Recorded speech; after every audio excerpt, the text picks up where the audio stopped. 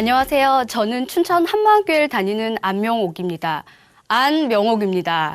제가 두 번이나 저의 이름을 강조한 이유는 안 씨의 트레이드 마크인 고집 때문인데요. 저는 한 번 마음 먹으면 무슨 일이 있어도 꼭 제가 원하는 대로 해야 직성이 풀리는 그런 성격이었어요. 그 고집스러운 모습의 근원적인 이유는 제가 늘 옳다는 생각이었습니다. 브레이크 없는 자동차처럼 외고집으로 위험천만한 삶을 살던 저를 찾아와 주신 예수님의 이야기를 나누고자 합니다. 어렸을 때 저를 보면 어르신들이 똑똑하고 야무져서 똑소리가 난다고 하셨어요. 어른들이 그렇게 칭찬하시고 가시면 엄마가 뒤에서 딱 하나 성질, 아유 저 성질머리만 고치면 100점짜리 딸인데 그러셨어요. 초등학생 때는 괜히 별명 부르면서 놀리잖아요. 제가 초등학교 2학년 때 4학년 오빠가 제 이름이 명옥인데 명태라고 하면서 저희 언니 이름은 명원인데 명월이라고 기생 이름 같다고 막 장난을 치더라고요. 더 놔두면 안 되겠다 싶어서 처음에는 하지 말라고 했는데 초등학생의 남자아이가 하지 말라고 하면 당연히 더 하잖아요. 그래서 너 후회할 거야? 반말로 걔 한번 팍 죽여주고 종소리가 나자마자 재빨리 교실로 도망쳤어요. 그리고 저를 명태라고 부르는 날을 손꼽아 기다렸는데요.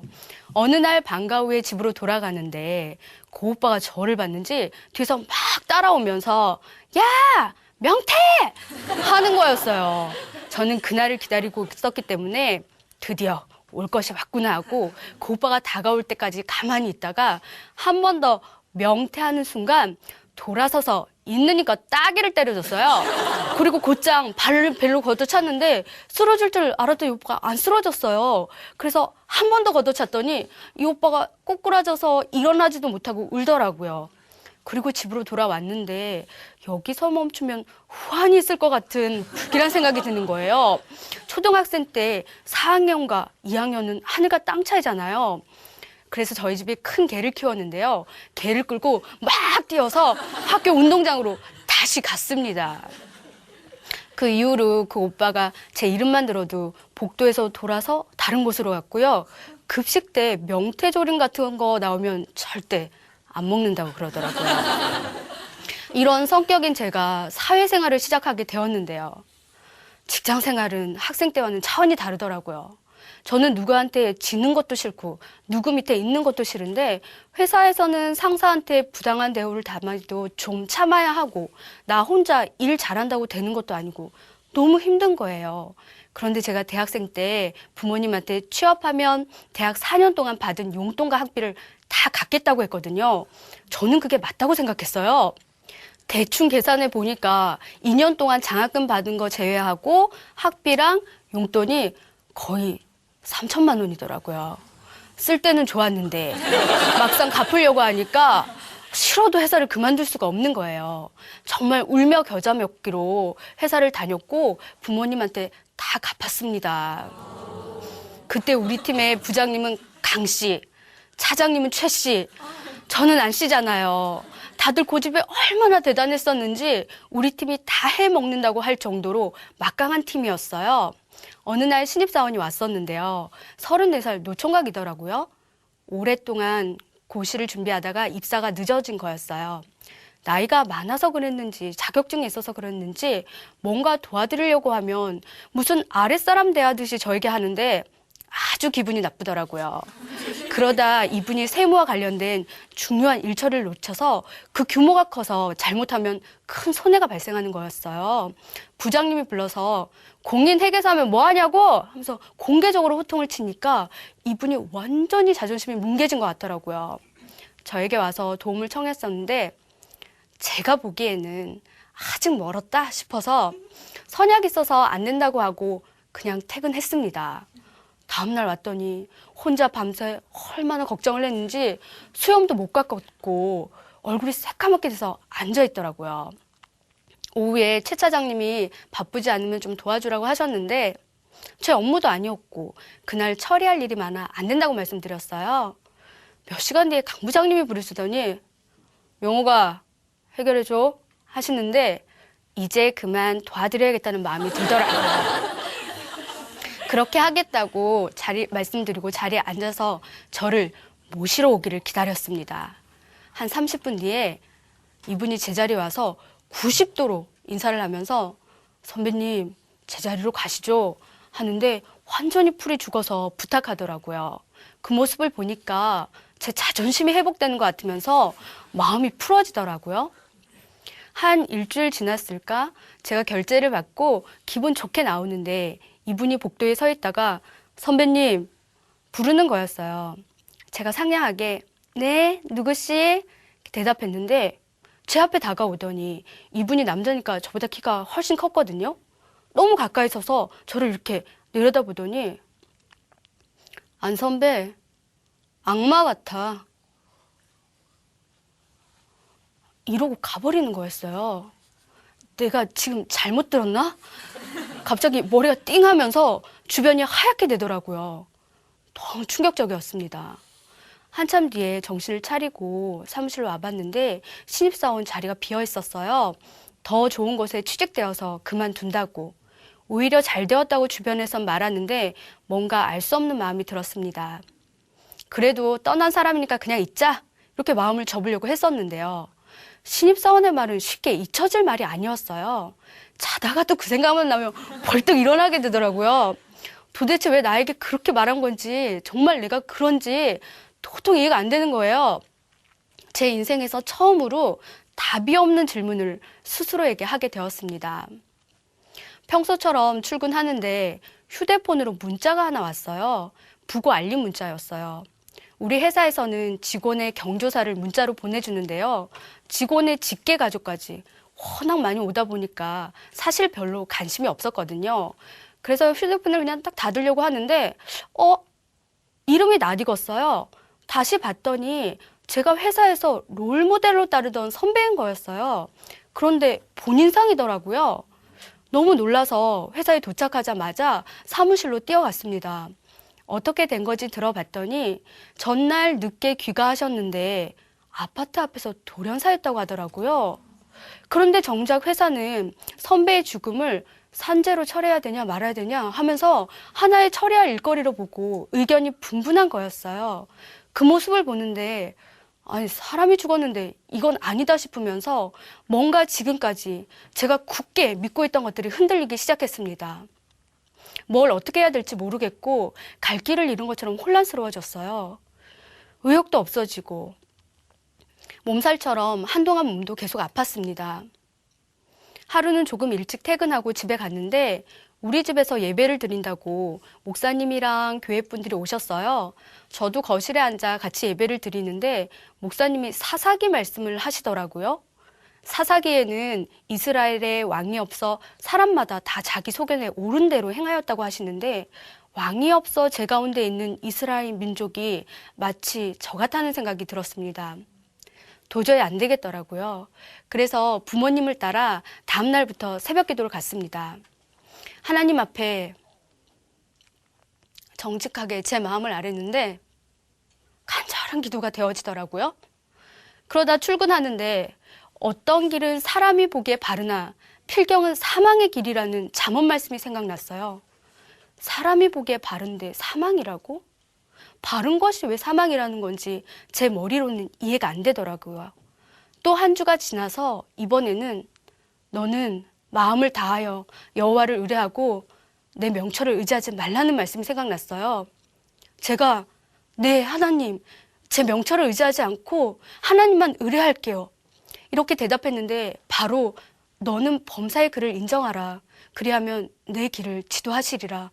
제가 아멘 했습니다. 하나님께서 저에게 답을 주실 것 같은 기대감이 생기더라고요. 때마침 수련회가 시작되었고 저는 휴가를 내서 참석하게 되었어요. 수련회 때 목사님은 계속 부활에 대해 말씀하시면서 누가복음 23장 우편 강도에 대해 말씀하셨어요. 강도는 모든 것을 맡겼다.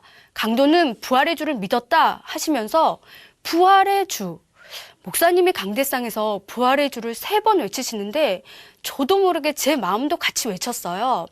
저의 온 마음이 부활하신 예수님께 집중되었습니다. 그 순간 성령께서 확 비춰주시는데 알겠더라고요. 죽음 직전에 예수님이 누군지 알아본 강도처럼 저도 그분이 누구신지 알겠더라고요. 예수님이 성경에 예언되어 있는 하나님이시더라고요. 그러니 강도가 모든 것을 맡길 수 있었던 거였어요. 예수님이 하나님이시구나. 부활하신 분이 하나님이구나. 이것이 믿어지니까 퍼즐처럼 흩어져 있던 말씀이 부활로 한 번에 정리가 되더라고요. 하나님이 이 땅에 오셨는데 저는 이분과 상관없이 살았거든요. 이게 죄구나. 예수 믿지 않는 죄. 이게 회개해야 할 죄였습니다. 구약에 한 아기가 났는데 그는 기묘자라, 모사라, 전능하신 하나님이라, 영존하신 아버지라, 평강의 왕이라. 이분이 예수님이시구나. 만왕의 왕, 만유의 주. 그 순간 제 마음이 보였습니다. 저는 진짜 왕 앞에서 가짜 왕 행세를 하고 있더라고요. 내 마음의 왕국을 만들어 놓고 내 마음대로 세상을 살고 있었어요. 내 기준에 미치지 못하면 누구든 상관없이 사형, 무기징역, 내 멋대로 처형해버리는 너무나도 잔인하고 끔찍한, 정말 지독히도 나밖에 모르는 나에게 미친 왕이었습니다. 구토가 나오더라고요. 선배는 악마 같았던 신입사원의 말이 생각나면서 하나님 앞에 제 모습이 그대로 비춰지는데, 주여, 나는 죄인입니다. 나를 떠나소서. 이 말 밖에는 나오지 않았습니다. 그제서야 내가 아닌 다른 사람들이 보이기 시작했어요. 내가 왕 되어서 내 원대로 되지 않으면 가족, 학교, 직장, 어디든 상처 주고 힘들게 했던 제 모습이 영화 장면처럼 생각나면서 제가 사람들에게 얼마나 잘못했는지 깨달아졌습니다. 사람 앞에 한 것이 하나님 앞에 한 것이구나. 송구함에 고개조차 들 수 없었어요. 그런데 예수님이 십자가에 달리는 모습이 생각나면서 예수님이 채찍맞고 모욕당하고 고난받으셨던 이유가 저의 죄악 때문이라는 것을 알아줬어요. 이분은 하나님인데, 진짜 왕인데, 전능자가 나를 위해 죽었다는 사실에 철옹성 같던 제 마음이 그대로 무너졌습니다. 저는 조금만 싫으면 곁에도 가지 않는데 예수님은 이런 괴물을 끌어안고 대신 죽어주셨더라고요. 그리고 부활하셔서 저에게 다시 찾아와 주신 거였어요. 사랑해서 왔다고, 사랑해서 죽었다고, 사랑해서 부활하셨다고 하시는데 그 자리에서 제 마음이 완전히 굴복되었습니다. 하나님 앞에 두 손을 들고 항복했어요. 예수님께 내 마음의 왕국을 내어드리고 통치권을 넘겨드렸습니다. 수련회가 끝나자마자 바로 생각나는 사람들에게 연락해서 정말 미안해. 제가 잘못했다고 용서를 구했습니다. 그 이후로 달라진 것은 하나도 없는데 제 마음은 완전히 변했어요. 전능자의 사랑에 감격해서 막강한 엔돌핀이 나오기 시작하는데 기쁨과 감사로 하루가 시작되고 마무리되었어요. 그토록 가기 싫던 회사가 예수님이 함께 하시니까 천국 같고 영혼들이 너무 귀해 보이더라고요. 제가 속으로 못마땅하게 생각한 직업분이 있었거든요. 그런데 제 기준과 상관없이 하나님의 눈으로 사람을 보게 되니까 그분도 너무 귀하고 사랑스러워 보이더라고요. 꼭 천국에서 만났으면 좋겠다, 이런 바람이 생기니까요. 자연스럽게 발걸음이 옮겨졌어요. 헌금하는 거 싫어서 절대 교회는 안 나갈 거라고 하시면서도 제가 들리면 자꾸 말씀에 대해 물어보시는 거예요. 연세가 있으셔서 컴퓨터 업무 잘 못하시니까 시간 날 때 가서 봐드리기도 했고 커피 한 잔 마시면서 복음에 대해 말씀드렸었거든요.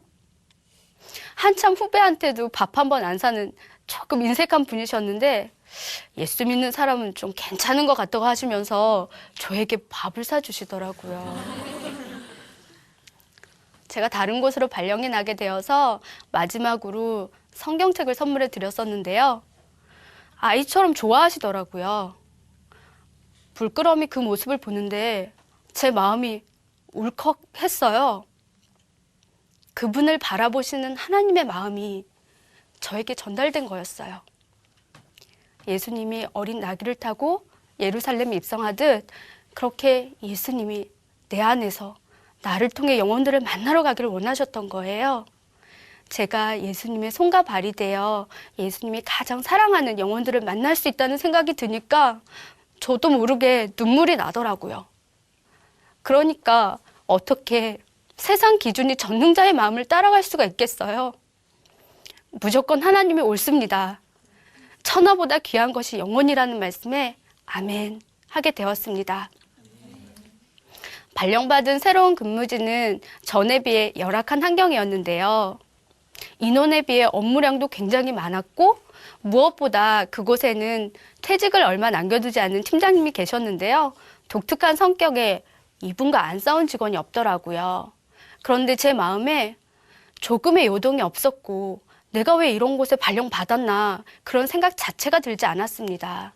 저도 이분한테 심한 말을 듣기도 하고 동료들 앞에서 부한당한 일도 겪으면서 참 힘들었거든요.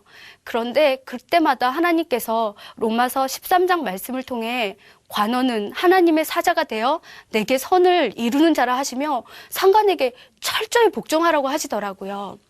예전 같았으면 저뿐만 아니라 다른 사람들도 다 옳다고 했기 때문에 이게 사리에 맞고 마땅한 것이 아니냐 하면서 제 나름대로 행동했을 거예요.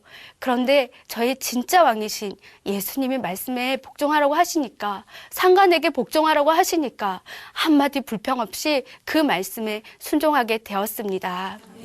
더군다나 예수님의 사랑이 제 안에 부어지니까 이분이 싫거나 밉지가 않고 하나님의 귀한 영혼으로 보였어요.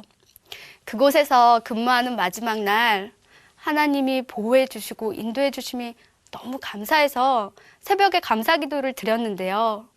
하나님이 저에게 승리라고 하시더라고요.